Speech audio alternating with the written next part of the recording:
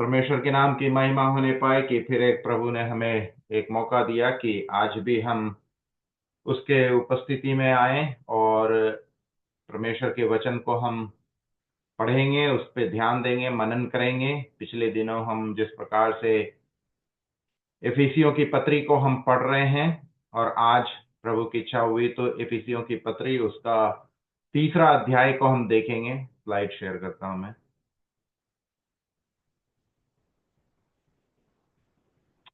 इफिसियों की पत्री और उसका तीसरा अध्याय।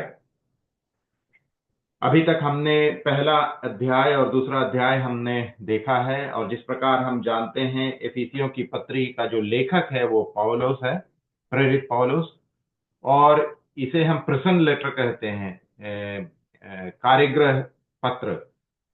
चूंकि वो कार्यगृह में बैठ करके वो ये पत्र लिख रहे हैं, प्रिजन में बैठ करके, जेल में बैठ करके वो ये पत्र लिख रहे हैं।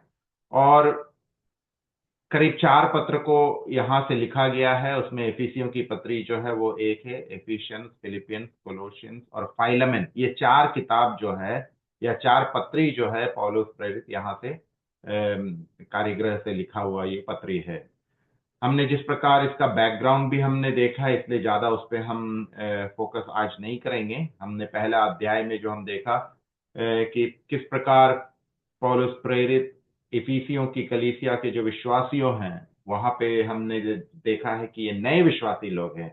ये यहूदी विश्वासी लोग नहीं हैं। कुछ लोग यहूदी मत से जो आए थे वो लोग हैं, लेकिन ज्यादातर जो है वो अन्य जाति लोग थे। और उन लोगों को वो प्रोत्साहित कर रहे हैं। और जो मतभेद जो उस समय तक था यहूदी लोग में और गैर यहूदी के बीच में था, जो एक दीवार जो उनके बीच में था, तो पौलुस प्रेरित उन लोगों को ये बता रहे हैं कि वो दीवार अब खत्म हो चुका है, हम एक परिवार हैं। और एफिसियों की पत्रिका जो मुख्य विषय भी जो है वो ये है कि अब जो वो दीवार है, वो दीवार को प्रभु यीशु मसीह ने तोड़ दिया है। और जो एक दूसरे के बीच में जो वैर था, जो घृणा थी, वो खत्म हो गया, क्योंकि वो दीवार को प्रभु यीशु मसीह ने तोड़ दिया। ना कोई अब यहूदी है, ना कोई गैर यहूदी है, हम एक परिवार हैं। और वो जो परिवार है, जो रहस्य जो पुराने नियम के संत जनों को पता नहीं था, वो रहस्य जो है हमें बताया गया पौलुस प्रेरित के द्वारा। क्योंकि हमारे लिए अब ये चीज छिपा नहीं है, इसलिए अब इसे हम रहस्य नहीं कह सकते हैं। पुराने नियम के विश्वासियों के लिए एक रहस्य था, लेकिन नए नियम के विश्वासियों के लिए रहस्य नहीं है, क्योंकि ये प्रकट हो चुका है। और पौलुस प्रेरित जो है वो इस बात को यहाँ पे दिखाते हैं कि ये रहस्य क्या है। और इफिसियों की पत्री तीसरा अध्याय जो हम देख रहे हैं स्लाइड में, रहस्य का खुलासा यहाँ पे हम देखते हैं। तो पहले अध्याय में हमने देखा था प्रेरित पौलुस एफिसी कलीसिया के लोगों को ये बता रहे हैं कि प्रभु परमेश्वर ने हमें चुन लिया है। ये नहीं कि कुछ लोगों को ही चुना है। परमेश्वर ने अपने इकलौते पुत्र प्रभु यीशु मसीह को सारे संसार के लोगों के लिए इस दुनिया में भेजा और सभी लोगों का उद्धार वो चाहते हैं। लेकिन प्रभु परमेश्वर को पता है कि कौन कौन लोग, उनके फोर नॉलेज, उनके भविष्य के ज्ञान के द्वारा उन्हें पता है कि कौन कौन लोग उन्हें चुनेंगे। लेकिन प्रभु यीशु मसीह सिर्फ कुछ एक लोगों के लिए, कुछ एक समूह के लिए नहीं मारे गए, बल्कि सारे संसार के लोगों के लिए मारे गए। तो जो उद्धार है, सैल्वेशन जो है, वो एक फ्री गिफ्ट है, हमने देखा है। और जो जो उस पर भरोसा करेंगे उनका उद्धार होगा। लेकिन परमेश्वर की जो भविष्य की जो ज्ञान है, उसके द्वारा उन्हें पता है कि कौन कौन लोग उन्हें उद्धारकर्ता के रूप में ग्रहण करेंगे। कुछ लोग सिखाते हैं कि नहीं, परमेश्वर ने कुछ लोगों के लिए ही उद्धार का योजना रखा है। ऐसा कुछ नहीं है। उद्धार का योजना सारे मनुष्य जाति के लिए है, लेकिन निर्णय हमारा है, चॉइस जो है वो हमारा है कि हम उसे चुनेंगे या नहीं चुनेंगे। दूसरे अध्याय में आने के बाद पौलुस प्रेरित यही बता रहे हैं कि जो मतभेद है यहूदी और गैर यहूदियों के बीच में, जो एक घृणा है, एक दीवार जो था, उस दीवार को प्रभु यीशु मसीह ने तोड़ दिया है। और हम पहले अध्याय में भी देखे थे कि पौलुस प्रेरित जो है एफिसियों की विश्वासियों के लिए वो प्रार्थना करते हैं। उनके प्रार्थना का विषय कहते हैं, जब जब उसे याद करते हैं निरंतर, प्रेरित पौलुस बताते हैं कि मैं निरंतर तुम लोगों के लिए प्रार्थना करता हूं। किस चीज के लिए प्रार्थना करता हूं? कि परमेश्वर के ज्ञान में तुम और आगे बढ़ो, तो परमेश्वर के ज्ञान में परिपक्व बनो, उसकी उसकी योजना को समझो, उसको और गहराई से जानो।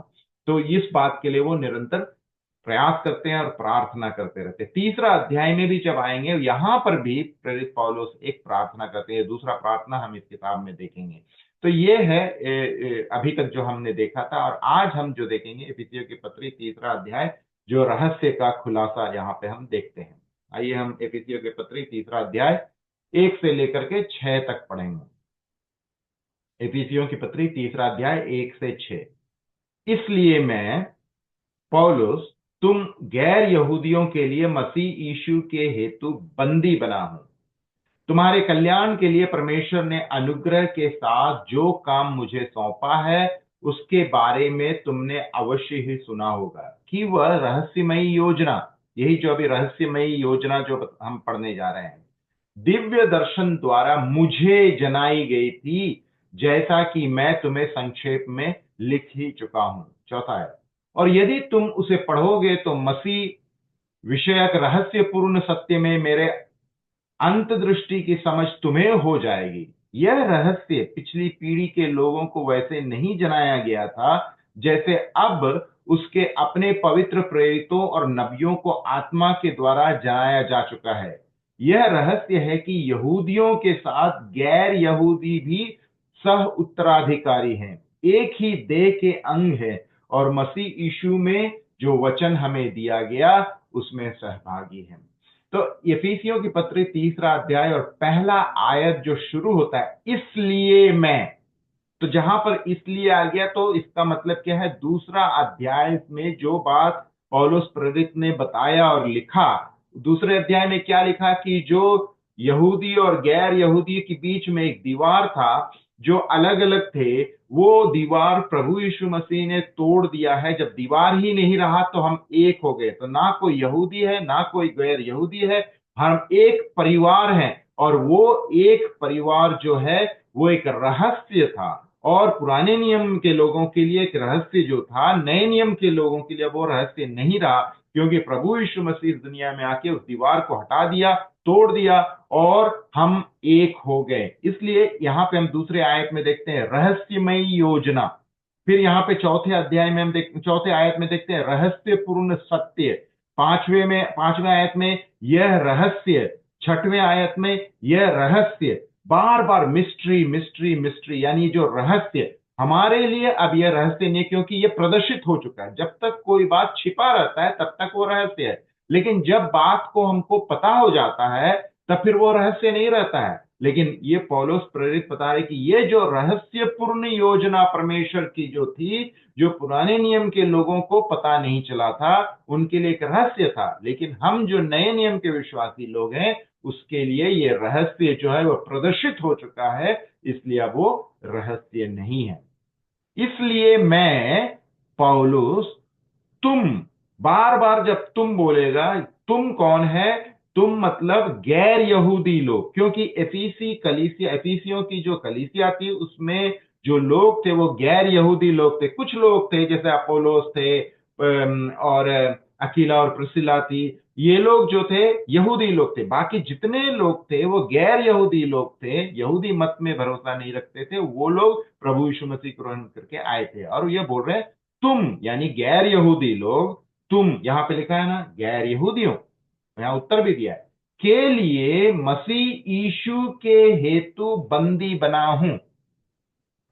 तो ये जो दूसरा अध्याय से तीसरा अध्याय पहला आयत जो है उसका जो कंटिन्यूएशन है, लेकिन जब दूसरा आयत जब शुरू होता है, दूसरा आयत से लेकर के 12वें आयत तक पौलुस प्रेरित विषय से हट जाते हैं। इसका मतलब जो पहले आयत में जो बात उन्होंने कहा, उसके बाद वो क्या करते थे, अपने विषय से हट जाते हैं।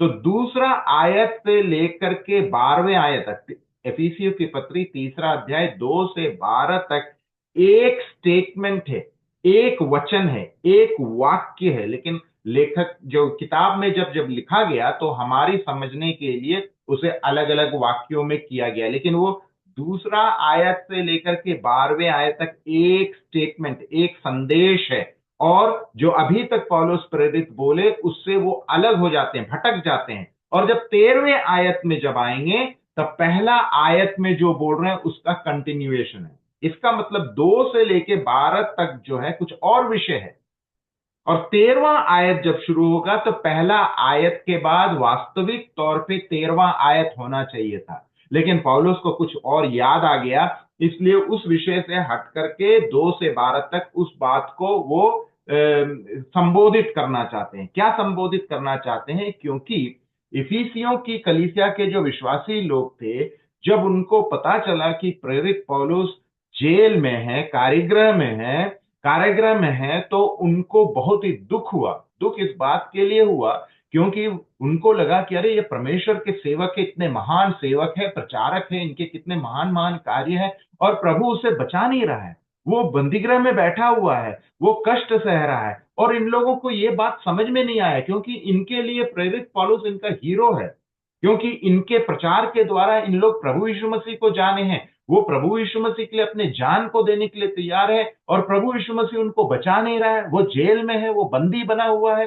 तो इन लोगों को, ये विश्वासी लोग जो थे, ये नए विश्वासी लोग थे, ये जब कष्ट से होकर के पौलुस अगर गुजर रहा है तो हम लोगों का क्या होगा करके इनके मन में एक भ्रम हो गया था, डर हो गया था। इसलिए पौलुस प्रेरित इस बात को संबोधित करना चाह रहे थे कि हमारे जीवन में जो भी कार्य होता है वो परमेश्वर की योजना के अनुसार होता है, और जो भी होता है वो भला के लिए होता है, और जो भी होता है उसकी महिमा के लिए होता है। इसलिए प्रेरित पौलुस उनको ये बता रहे हैं कि तुम निराश मत हो। हम देखेंगे 13वें आयत में पौलुस प्रेरित इस बात को बताते हैं, और 2 से 12 तक जब वो ये बात लिख रहे हैं तो 13वें आयत में यह संबोधित करते हैं किस विषय से ये बात लिखने के लिए उनको प्रोत्साहन मिला, वो बात को हम देखेंगे।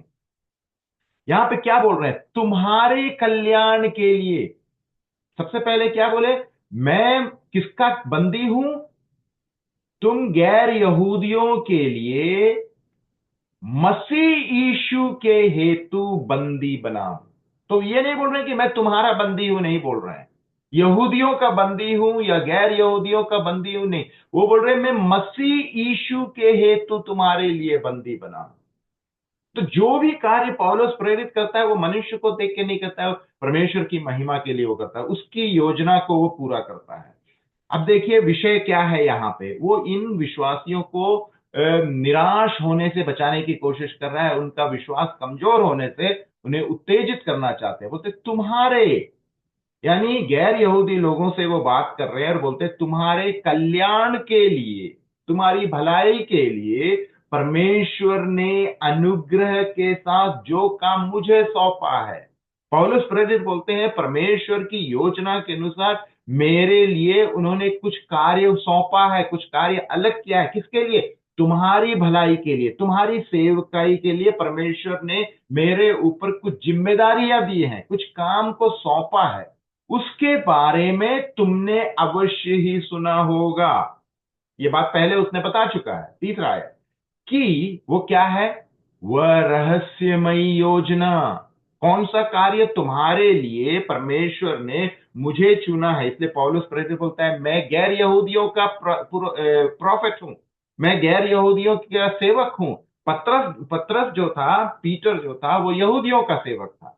यहां पे बोलता है कि मुझे जो चुना गया है कि वह रहस्यमयी योजना, वो मिस्ट्री जो दिव्य दर्शन द्वारा मुझे जनाई गई थी। पौलुस प्रेरित बोलते हैं कि मुझे वो दिव्य दर्शन द्वारा प्रभु यीशु मसीह ने मुझे वो रहस्यमय योजना मुझे बताया। किसे बताया? तुम्हें नहीं बताया, हमें बताया। पौलुस प्रेरित बोलते हैं कि प्रभु यीशु मसीह ने मुझे अलग किया, अलग करने के बाद मुझे एक दायित्व दिया, मुझे एक काम सौंपा है, और मुझे उसने तुम्हारे लिए वो रहस्यमय योजना जो थी वो मुझे दिव्य दर्शन द्वारा मुझे बताया। पता है कब बताया? दमस्कस की रोड में, जब वो दमस्कस की रास्ते से वो जा रहे थे तो प्रभु यीशु मसीह के साथ उनका सीधा संपर्क हुआ, और वहां पे कुछ दिन के लिए वो देखते अंधा हो गया था, और परमेश्वर प्रभु यीशु मसीह ने सौल, जो उस समय उसका नाम था, उससे बोला कि तू मुझे क्यों वाई आर यू परसिक्यूटिंग मी, तू मुझे क्यों परेशान कर रहा है। और वहां पे पौलुस का, सौल का जीवन बदल गया और वो पौल बन गया। तो उस समय जो है वो रहस्यमय योजना प्रभु यीशु मसीह ने पौलुस प्रेरित को डायरेक्टली, सीधे सीधे उससे बात करके ये बात बताई। वही चीज यहाँ पे पौलुस प्रेरित बता रहे हैं, जैसा कि मैं संक्षेप में लिख चुका हूं। चौथा है, और यदि तुम, फिर तुम, यानी गैर यहूदी विश्वासी लोगों से बात कर रहे हैं, उसे पढ़ोगे तो मसीह विषयक रहस्यपूर्ण सत्य में मेरी अंतर्दृष्टि की समझ तुम्हें हो जाएगी। जो बात मैं तुम्हें बताना चाह रहा हूं तुमको समझ में आएगा।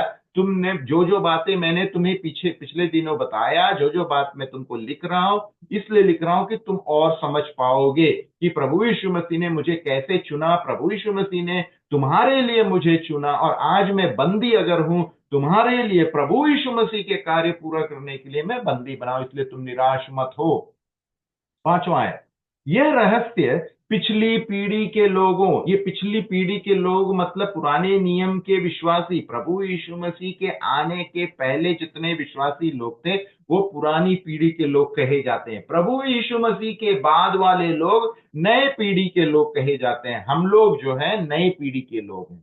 तो लेखक यानी पौलुस बता रहे हैं कि ये जो रहस्य है कलीसिया का, परिवार का, यानी यहूदी और गैर यहूदी एक हैं करके, ये रहस्य पिछली पीढ़ी के लोगों को वैसे नहीं जनाया गया था जैसे अब उसके अपने पवित्र प्रेरितों और नबियों को आत्मा के द्वारा जनाया जा चुका है। बहुत साफ लिखा हुआ है। पुराने नियम के संत जनों, अब्राहम, इसहाक, इन लोगों को ये बात पता नहीं था, दाऊद को भी नहीं पता था। उनको पता था कि ये प्रभु यीशु मसीह उद्धार करता है, वो आएंगे, पता था, लेकिन वो देखे नहीं थे। हम जो है पीछे मुड़ के देख सकते हैं, कहते हैं प्रभु यीशु मसीह आ चुके हैं। तो ये जो रहस्य जो था उनके लिए एक रहस्य ही था, हमारे लिए ये रहस्य नहीं है, लेकिन प्रेरितों और नबियों को आत्मा के द्वारा जनाया जा चुका है। छठवां है, यह रहस्य है कि यहूदियों के साथ गैर यहूदी भी सह उत्तराधिकारी हैं। तो रहस्य क्या है? नए नियम के लोगों को पता चल गया, उन्हें बताया गया कि रहस्य है कि यहूदी और गैर यहूदी अब अलग अलग नहीं है, वो सह साथ एक परिवार, एक उत्तराधिकारी है, एक ही देह के अंग हैं। एक ही देह, प्रभु यीशु मसीह का जो शरीर है, प्रभु यीशु मसीह का जो देह है, कलीसिया जिसको हम बोलते हैं, जिसका सिर्फ प्रभु यीशु मसीह है, हम उसके देह के अलग अलग अंग हैं। उसमें एक सह उत्तराधिकारी, एक देह के अंग, और मसीह यीशु में जो वचन हमें दिया गया उसमें सहभागी, सब चीज में सहभागी है। पहले क्या था? यहूदी अलग थे, गैर यहूदी अलग थे, कोई संपर्क नहीं था। हम देखे थे पिछले दिनों भी, वो मंदिर में एक दीवार था, उस दीवार के उस पार गैर यहूदी जा नहीं सकते थे। अगर उनका पांव उस पार चला गया तो उसे मार दिया जाता था। लेकिन अब क्या है? कलीसिया में, एक परिवार में एक उत्तराधिकारी, सह उत्तराधिकारी, सहभागी, इसलिए अब क्या है? वो दीवार नहीं है। यही बात जो था वो एक रहस्य था, और यही रहस्य को इफिसियों के पत्री में पौलुस प्रेरित बताते हैं। ये बात प्रभु यीशु मसीह ने मुझे सीधे सीधे बताया है, और मुझे ये दायित्व दिया कि तुम लोगों को भी बताए। 7 से 13, सुसमाचार के कारण मैं उस सुसमाचार का प्रचार करने वाला एक सेवक बन गया। यहां पे पहले हमने देखा पौलुस प्रेरित क्या बोलते हैं कि मैं बंदी हूं, है ना। यहां पहले आयत में किसका बंदी हूं? वो बोल सकता था कि तुम लोगों के कारण मैं तो इतना कष्ट सह रहा हूं, यहूदियों के कारण, गैर यहूदियों के कारण, या रोमी सरकार ने इसे कैद बनाया। वो ये भी नहीं बोल रहा कि मैं रोमी सरकार का कैदी हूं या बंदी हूं, नहीं बोल रहा।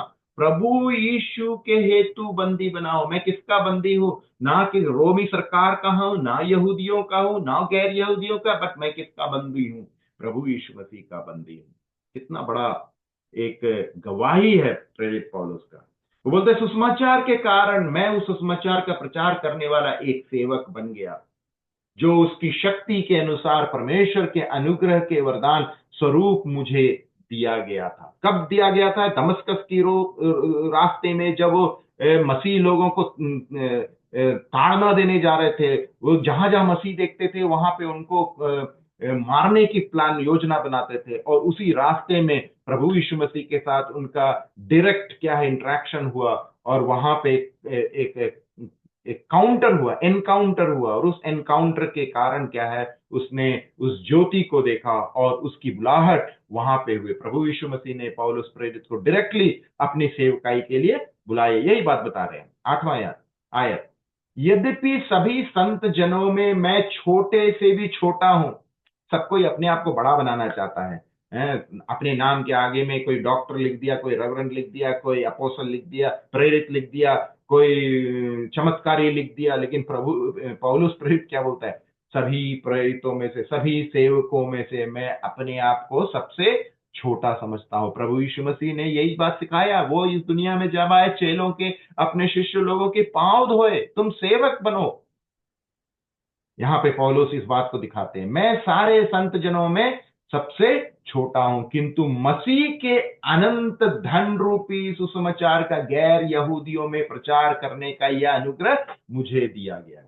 साफ लिखा है, पौलुस प्रेरित को जो दायित्व परमेश्वर ने, प्रभु यीशु मसीह ने दिया कि गैर यहूदियों में प्रचार करे, इसलिए पौलुस बोलता है मैं गैर यहूदियों का सेवक हूं।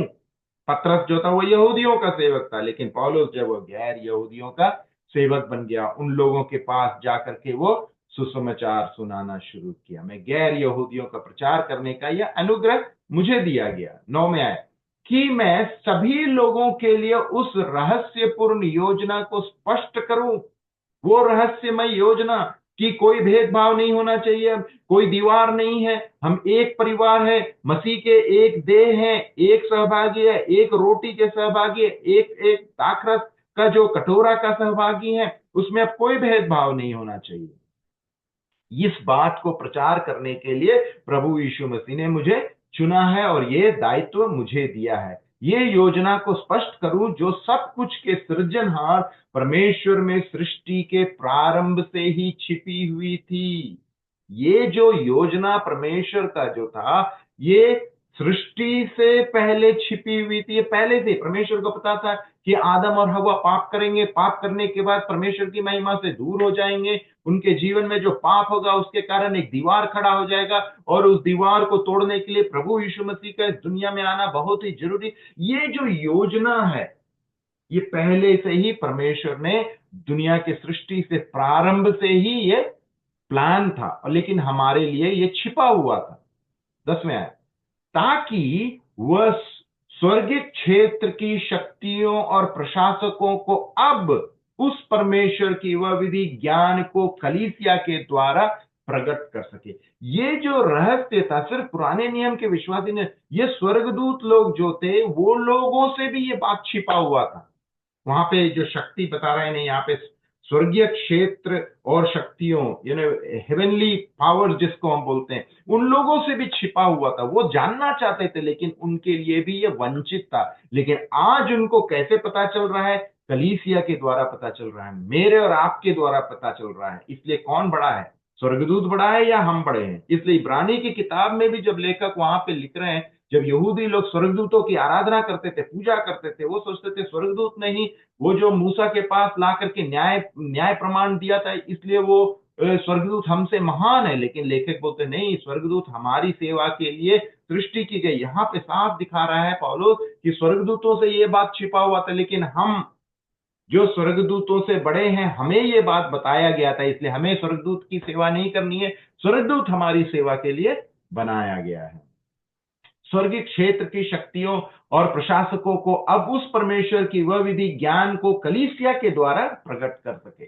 11वां, यह उस सनातन प्रयोजन के अनुसार संपन्न हुआ जो उसने हमारे प्रभु यीशु मसीह में पूरा किया था। यह कैसे संपन्न हुआ? प्रभु यीशु मसीह के द्वारा ये पूरा हुआ। 12वां आयत, मसीह में विश्वास के कारण हम परमेश्वर तक भरोसे और निर्भीकता के साथ पहुंच रखते हैं। क्योंकि हमने प्रभु यीशु मसीह पर भरोसा किया, इसलिए परमेश्वर के पास हमारी प्रवेश जो है निडरता के साथ, निर्भर निर्भर हम कोई डर के साथ नहीं आएंगे, बड़े भरोसे के साथ हम आते हैं। क्योंकि परमेश्वर के पास हम कैसे आ सकते हैं? प्रभु यीशु मसीह के द्वारा आ सकते हैं। प्रभु यीशु मसीह ने ही सारा कार्य किया है, हमने कुछ नहीं किया है। प्रभु यीशु मसीह के कार्य के कारण हम परमेश्वर के करीब आ सकते हैं। इसलिए हम जो पहले जब शुरू कर रहे थे एफिसी के पत्री, हमने ये बात को देखा था कि ये किताब जो 6 अध्याय है इसमें, इसका 3 भाग है। पहला, दूसरा और तीसरा जो अध्याय है, जो आखिरी अध्याय आज हम देख रहे हैं, उसमें एक विश्वासी का धन के बात कहा गया था। यहां पे कि हम जो मसीह में हैं, हमारा जो धन क्या है, स्वर्गीय जगहों में, हमारा इन हेवनली प्लेसेस, क्योंकि प्रभु यीशु मसीह स्वर्ग में विराजमान है, इसलिए हम कहां विराजमान हैं? हम प्रभु यीशु मसीह में विराजमान हैं। क्योंकि प्रभु यीशु मसीह सारे चीजों का उत्तराधिकारी है, इसलिए हम प्रभु यीशु मसीह में भरोसा रखते हैं, विश्वास करते हैं, उसके अपने हो गए हैं। इसलिए प्रभु यीशु मसीह का जो भी धन है वो हमारा धन है। एक विश्वासी का धन इस संसार का धन नहीं है, स्वर्ग में जो धन है वो सारी धन हमारी है। एक विश्वासी का जो धन हम जो देख रहे हैं पहला भाग में, वो बात को हम यहां पे देख, वेल्थ ऑफ ए बिलीवर, एक विश्वासी का धन। 13वां है, इसलिए मैं प्रार्थना करता हूं कि तुम्हारे लिए मैं जो यातना भोग रहा हूं उनसे आशा मत छोड़ बैठना, क्योंकि इस यातना में ही तो तुम्हारी महिमा है। अब आप देखिए, दूसरा वाक्य, दूसरा आयत से लेके 12वें आयत तक जो विषय था, प्रेरित पौलुस इफिसियों की कलीसिया के विश्वासियों को प्रोत्साहित कर रहे हैं, क्योंकि उनको निराश हो चुके हैं, उनको समझ में नहीं आ रहा है। उनका जो नेता है, उनका जो पुरोहित है, उनका जो प्रेरित है, पौलुस जो है, जो उन्हें सुसमाचार सुनाया, जो प्रभु यीशु मसीह के करीब उन्हें लाया, वो आज जेल में है, वो कष्ट सह रहा है। परमेश्वर से क्यों नहीं बचा रहा है? उनके बुद्धि के बाहर था। इसलिए लेखक जो है पौलुस इस बात को बता रहे हैं, और 13वें आयत में साफ हम देख रहे हैं कि क्या विषय था। इसलिए मैं प्रार्थना करता हूं, इनसे निवेदन कर रहे हैं कि तुम्हारे लिए मैं जो यातनाएं भोग रहा हूं, उनके यही विषय था। यह विषय था कि क्यों प्रेरित पौलुस यातना भोग रहे हैं। तो पौलुस बोल रहे हैं कि मैं जो यातना भोग रहा हूं, तुम सोच रहे तुम्हारे लिए कर रहा हूं, लेकिन तुम चिंता मत करो, उनसे आशा मत छोड़ बैठना, तुम निराश मत हो जाओ, क्योंकि इस यातना में मैं जो दर्द से गुजर रहा हूं, मैं कष्ट से गुजर रहा हूं, इसमें से क्या होगा? मैं यातना में हूं तो तुम्हारी महिमा है। It is your glory. परमेश्वर की भी महिमा है, तुम्हारी भी महिमा है। इसलिए मैं डर नहीं रहा हूं, मैं बहुत ही खुश हूं, क्योंकि आपको याद रखना हो कि प्रेरित पौलुस रोम जाना चाहता था, लेकिन वो रोम नहीं जा पाया, लेकिन परमेश्वर की योजना के अनुसार वो रोम पहुंच गया, एक बंदी के तौर पर पहुंच गया। और इस कारागृह में बैठ करके वो पत्र लिख रहे हैं, और ये पत्र वहां से लिखा गया है। तो ये परमेश्वर की महिमा, इसलिए तुम निराश मत हो। मैं यहाँ पे परमेश्वर की योजना के अनुसार यहाँ आया हूं, तुम्हारे तुम्हारे तुम्हारे पास प्रचार करने से नहीं आया, इसलिए तुम निराश मत हो। इसमें परमेश्वर के नाम की महिमा होगी, तुम्हारी महिमा के लिए, इसलिए तुम खुश हो। अब आइए 14 से 21, जो उनका विषय था, तीसरा अध्याय पहला आयत में जो उन्होंने शुरू किया था, तो उस आयत का कंटिन्यूएशन है ये यहां पे 14वें आयत में, मसीह का प्रेम। इसलिए, किस लिए? जो पहले आयत में बात लिखा था, दूसरे अध्याय से शुरू करते हुए जो प्रार्थना कर रहे थे कि अब तुम लोग में कोई भेदभाव नहीं होना चाहिए, इसलिए मैं परम पिता के आगे झुकता हूं। अब आप सोचिए, हम लोगों की अवस्था अगर प्रेरित पौलुस की जैसा होती, इतना हम परमेश्वर के लिए कार्य कर रहे हैं, प्रभु के लिए कार्य कर रहे हैं, फिर भी हमारे जीवन में कष्ट हो रहा है, तकलीफ हो रहा है, हम जेल में चले गए, हमारे जीवन में बीमारी, मेरे परिवार में जिम्मेवार, बच्चों के साथ परेशानी, हम कैसे इस बात को झेलते? प्रेरित पौलुस क्या बोलता है? मैं खुश हूं, मैं बंदीगृह में हूं, मैं खुश हूं, मैं जेल में हूं, मैं खुश हूं। मैं परमेश्वर के लिए, उसकी महिमा के लिए, उसकी योजना पूरा करने के लिए मैं कष्ट में हूं, इसलिए मैं परमेश्वर में धन्य हूं, वो बता रहे हैं। इसलिए मैं परम पिता के आगे झुकता हूं। हम लोग होते तो हम परम पिता से दूर हो जाते, परमेश्वर से दूर हो जाते, गिड़गिड़ाते, उससे शिकायत करते। लेकिन प्रेरित पौलुस खुशी के साथ वो परमेश्वर की योजना को समझ रहे हैं, और वो झुकते हैं, प्रार्थना में आते हैं, धन्यवाद के साथ आते हैं, और क्या बोलते हैं? उसी से स्वर्ग में या धरती पर के सभी वंश अपने अपने नाम ग्रहण करते हैं, की महिमा कर रहे हैं कि परमेश्वर के द्वारा ही सारी सृष्टि, ब्रह्मांड का सृष्टि हुआ। ये धरती पर जितने भी वंश हैं, उनके उनके उनके नाम ग्रहण करते हैं। 16वें आयत, मैं प्रार्थना करता हूं कि वह महिमा के अपने धन के अनुसार। क्या प्रार्थना है? हम और आप प्रार्थना करेंगे ना, हमको दो, हमको दो, हमको पैसा दो, हमको गाड़ी दो, हमारे परिवार को सुख रखो, हमारे लिए करो, हमारे लिए वो करो, सब चीज हमारा हमारा हमारा हमारा, सिर्फ अपने लिए अपने लिए, अपने लोभी लोग, सेल्फिश लोग जिसको बोलते हैं, स्वार्थी लोग जिसको बोलते हैं। लेकिन प्रेरित पौलुस की प्रार्थना को देखिए, वो बोलते हैं मैं किस बात के लिए प्रार्थना करता हूं, इन विश्वासियों की किस बात के लिए, उनको पैसा मिल जाए करके नहीं प्रार्थना कर रहे हैं, उनको घर मिल जाए, उनको गाड़ी मिल जाए, बंगला मिल जाए, नहीं प्रार्थना करते। वो क्या प्रार्थना कर रहे हैं? 16वें आयत में, मैं प्रार्थना करता हूं कि वह महिमा के अपने धन के अनुसार अपनी आत्मा के द्वारा तुम्हारे भीतरी व्यक्तित्व को शक्ति पूर्वक सुदृढ़ करे। क्या हम ऐसे प्रार्थना करते हैं? प्रेरित पौलुस बोल रहे हैं कि मैं परमेश्वर से निरंतर ये बात की प्रार्थना करता हूं कि अपनी महिमा के धन के अनुसार अपनी आत्मा के द्वारा तुम लोगों के, यानी एफिसियों की कलीसिया के विश्वासियों के भीतरी व्यक्तित्व, इनर मैन जिसको कहते हैं, हमारे शरीर जो है हमारा बाहरी व्यक्तित्व, और हमारे अंदर में एक आत्मा जो है, वो अंदर की ये भीतरी व्यक्तित्व को शक्ति पूर्वक सुदृढ़ करे। ये प्रार्थना पौलुस कर रहे हैं कि हमारा इनर मैन वो मजबूत हो जाए, हमारे अंदर की जो आदमी है, यानी भीतरी व्यक्तित्व जो है, वो शक्ति पूर्वक सुदृढ़ हो जाए। ये प्रार्थना कर रहे हैं, क्योंकि बाहरी आदमी जो है ये तो मर जाएगा। इसके लिए कितना भी विटामिन, कितना भी डॉक्टर के पास जाएंगे, जिम में जाएंगे, कसरत करेंगे, दंड पैलन करेंगे, ये तो एक दिन क्या है, फिर 20 साल, 30 साल, 40 साल, 50 साल, जैसे जैसे उम्र गुजरते जा रहा है, झुर्रियां आएंगे, बाल सफेद हो जाएंगे, बीमारियां आएंगी, और कितना भी हम कोशिश करें हमेशा बीमार रहेंगे। लेकिन हमारी जो अंदर में जो व्यक्तित्व है, अंदर की जो व्यक्तित्वता जो है, आत्मा है, अंदर की जो आत्मी है, वो दिन प्रतिदिन वो शक्ति पा रहा है। और पौलुस यही प्रार्थना कर रहा है, मैं चाहता हूं कि तुम्हारी अंदर की जो आदमी है, अंदर का जो व्यक्तित्व है, वो बढ़े, वो शक्ति प्रदान करे। इसलिए बाहर की जो आदमी है, बाहरी जो व्यक्तित्व है, वो मरते जा रहा है दिन प्रतिदिन, लेकिन हमारा अंदर का जो व्यक्तित्व है वो शक्ति पा रहा है दिन प्रतिदिन। 17वें आयत, और विश्वास के द्वारा तुम्हारे हृदयों में मसीह का निवास हो। फिर वो क्या प्रार्थना कर रहे हैं, हम आगे स्लाइड में दिखाएंगे, ये मैंने पॉइंट बाय पॉइंट बनाया। वो सिर्फ ये प्रार्थना नहीं कर रहे हैं कि तुम्हारी भीतरी व्यक्तित्व को सुदृढ़ करे, बल्कि विश्वास के द्वारा तुम्हारे हृदय में मसीह का निवास हो, तुम्हारी जड़ें और नींव प्रेम पर टिके। 18वें आयत, जिससे तुम्हें अन्य सभी संत जनों के साथ यह समझने की शक्ति मिल जाए कि मसीह का प्रेम कितना व्यापक, विस्तृत, विशाल और गंभीर है। मैं प्रार्थना इस बात के लिए कर रहा हूं कि मसीह का निवास तुम में हो। मैं प्रार्थना ये कर रहा हूं कि तुम्हारी जड़ें और नींवें मजबूत हो, your foundation should be strong. और मैं परमेश्वर से ये प्रार्थना कर रहा हूं कि परमेश्वर तुम्हें ये समझ और बुद्धि दे कि इस बात को समझने की बुद्धि दे कि मसीह का जो प्रेम है वो कितना व्यापक है, वो कितना विस्तृत है, कितना विशाल, गंभीर।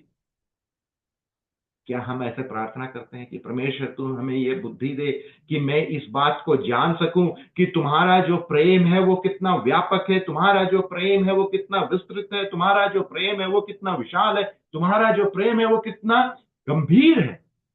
परमेश्वर का जो प्रेम है, वो प्रेम को उसने उस काल्वरी क्रूस पर दर्शाया, जहां अपने एक लौते पुत्र को उसने बलिदान कर दिया हमारे लिए और तुम्हारे लिए, हमारे जैसे पापियों के लिए वो कुर्बान। उसका जो प्रेम है वो कितना व्यापक है, उसका जो प्रेम है वो कितना विस्तृत है, उसका प्रेम कितना विशाल है और कितना गंभीर है। मैं प्रार्थना करता हूं कि परमेश्वर तुम्हें ये शक्ति दे, तुम्हें ये समझ दे, तुम्हें ये बुद्धि दे कि उसके प्रेम को तुम समझ सके। क्या प्रार्थना है। हम प्रार्थना करते हैं तो सिर्फ सांसारिक बातों के लिए, मेटीरियल थिंग्स के लिए। लेकिन पौलुस यहां जब अपने विश्वासियों के लिए, अपने भाइयों के लिए, अपने बहनों के लिए जब वो प्रार्थना करते हैं, वो हमेशा चाहते हैं कि वो मसीह में बढ़े, मसीह के ज्ञान में बढ़े, वो मसीह के प्रेम में बढ़े, मसीह के विश्वास में बढ़े। 19वें आयत, और तुम मसीह के उस प्रेम को जान लो जो सभी प्रकार के ज्ञानों से परे है, ताकि तुम परमेश्वर की सभी परिपूर्णताओं से भर जाओ। वाह, प्रेज द लॉर्ड, हालेलुया। क्या प्रार्थना है! उसकी प्रार्थना का जो अंत है वो कैसे कि मैं चाहता हूं कि तुम परमेश्वर की सभी परिपूर्णता से भर जाओ, उसके सिर के समान पहुंच जाओ, उस मेच्योरिटी लेवल के, परिपक्वता, परिपूर्णता, उस स्पिरिचुअल मेच्योरिटी, सिर के समान हो जाओ। हम सिर के समान नहीं है, हमारे में कमी है, घटिया है, लेकिन दिन प्रतिदिन हमारी यह कोशिश होनी चाहिए कि हम उस सिर के समान हो जाए, परमेश्वर के पुत्र प्रभु यीशु मसीह के समान हो जाए। ये बात जो है वो प्रार्थना की है, हम स्लाइड में दिखाएंगे 20वें आयत। अब उस परमेश्वर के लिए जो अपनी उस शक्ति से जो हम में काम कर रही है, जितना हम मांग सकते हैं या जहां तक हम सोच सकते हैं, उससे भी कहीं अधिक कर सकता है। हम परमेश्वर से क्या मांग सकते हैं, उससे भी ज्यादा हमें देगा। हम जो सोच सकते हैं उससे भी ज्यादा देगा। इसलिए अगर याद है, मूसा कि जब शादी हो गया था, इथोपिया की जो लड़की के साथ शादी हो गया, तो उसके भाई और बहन को पसंद नहीं आया, हारून और मिरियम को, तो वो लोग शिकायत करने लगे। लेकिन मूसा ने एक शब्द भी नहीं बोला, और परमेश्वर इस बात को देख रहे थे। परमेश्वर हारून के पास आया और मिरियम के पास आया और उन लोगों से जवाब लिया, मैं इस व्यक्ति के साथ यानी मूसा के साथ चेहरे मिला के फेस टू फेस बात करता हूं, और तुम उस पर कैसे शिकायत, उंगली कैसे तुमने खड़ा कर दिया। मूसा ने एक शब्द नहीं बोला। वो परमेश्वर से बोला, इन्हें क्षमा कर दे। परमेश्वर ने बोला, नहीं, तुम्हारे खिलाफ, मेरे सेवक के खिलाफ तुम्हारी बहन और भाई ने जो उंगली उठाया है, ठीक है, तुमने बोला उसे क्षमा कर दो, मैं क्षमा कर दूंगा, लेकिन दंड तो जरूर दूंगा। और क्या हुआ, मिरियम कुष्ठ रोगी हो गई, कुष्ठ रोगी हो गई। परमेश्वर ने उसको दंड दिया। परमेश्वर हमसे कितना प्यार करता है, हमारे मांगने से, हमारे सोचने से ज्यादा हमें देता है। हम सोचते हैं हमारा दुश्मन, हमारा कोई भाई है, हमारे जीवन में परेशानी ला रहा है, हम उस बात को परमेश्वर के हाथ में दे दे, लेकिन क्योंकि हम ज्यादा से ज्यादा क्या करेंगे, उसने हमें एक गलत बात बोला, हम दो गलत बात बोलेंगे। लेकिन अगर परमेश्वर उसे पकड़ेगा तो उसका दंड भयानक होगा। इसलिए मेरे प्रियजनों, परमेश्वर के दंड के लिए हम ना ना कोई ऐसा कार्य करे, क्योंकि परमेश्वर का दंड बहुत भयानक होगा। जिस प्रकार मिरियम के जीवन में आया, ऐसा हमारे जीवन में ना होने पाए। 21वें आए, उसकी कलीसिया में और मसीह यीशु में अनंत पीढ़ियों तक सदा सदा के लिए महिमा होती रहे। कलीसिया की बात कर रहे थे, यही जो रहस्य जो पौलुस बता रहे थे, यहां पर हम देख रहे हैं। आइए अब स्लाइड को मैं थोड़ा सा समझाऊं। इफिसियों कलीसिया के मुद्दे क्या थे, हमने दूसरा अध्याय में या पहला अध्याय में देखे थे कि यह गैर यहूदी वर्चस्व वाला कलीसिया था, जो नए धर्मांतरित थे।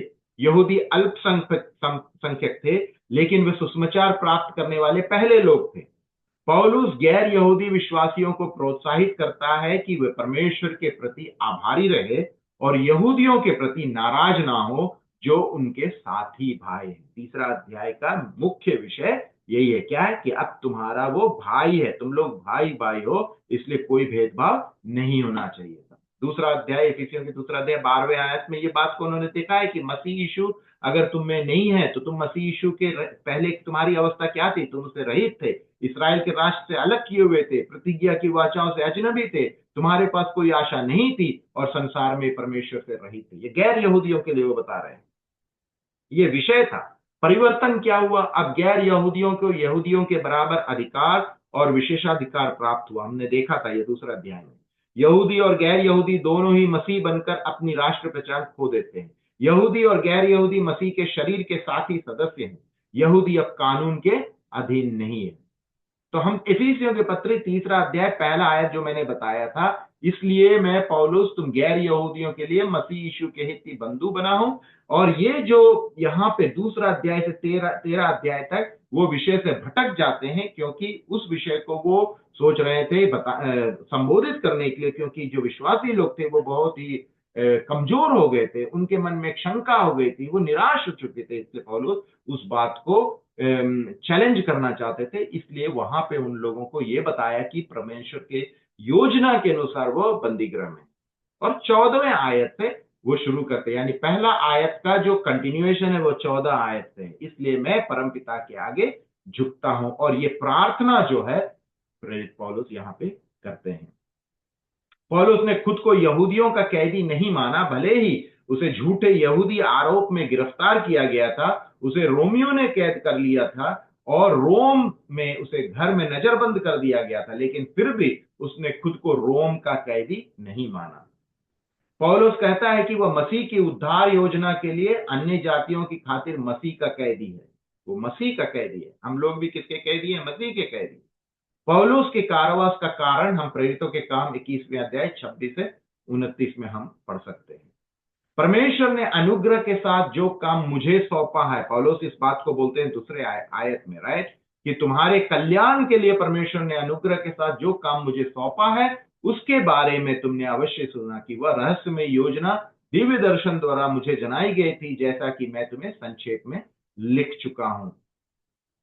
और पद 3 में जो पौलुस का जो रहस्य क्या है वो 6वें आयत में बताते हैं कि अन्य जाति भी मसीह में सुसमाचार के द्वारा सह उत्तराधिकारी एक ही देह के अंग और उसकी प्रतिज्ञा के भागीदारी हों। यही जो रहस्य था वो यहाँ पे 6वें आयत में रहस्य प्रकट किया जाता है।